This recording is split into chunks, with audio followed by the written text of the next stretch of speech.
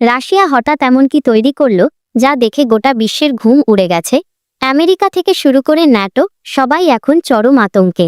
দীর্ঘ কয়েক দশক ধরে সমুদ্রের গভীরে লুকিয়ে রাখা এক ভয়ঙ্কর রহস্যময় দানবকে আবার জাগিয়ে তুলেছে পুতিন।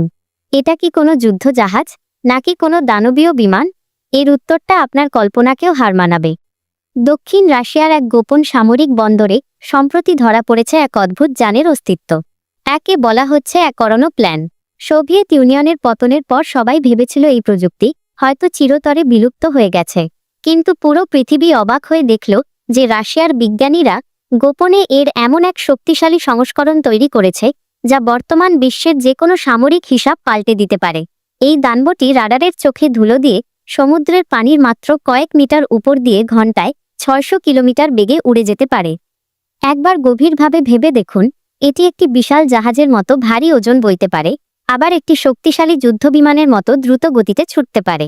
না এটি পুরোপুরি জাহাজ, আর না এটি পুরোপুরি বিমান, এটি যেন এক অজেয় মরণাস্ত্র।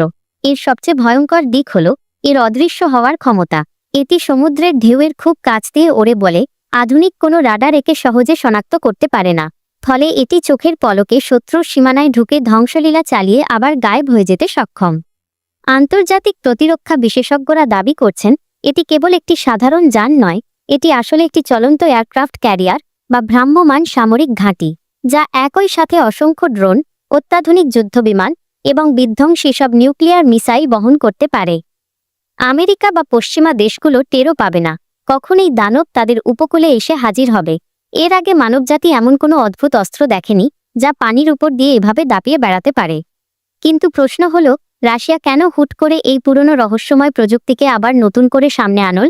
বর্তমানের উত্তপ্ত বিশ্ব পরিস্থিতিতে এটি কি কেবল রাশিয়ার সামরিক শক্তি প্রদর্শন, নাকি পর্দার আড়ালে বড় কোনো মহাযুদ্ধের আগাম প্রস্তুতি? বিশ্ব রাজনীতি আর সামরিক শক্তির ভারসাম্য কি এবার রাশিয়ার হাতের মুঠোয় চলে যাবে?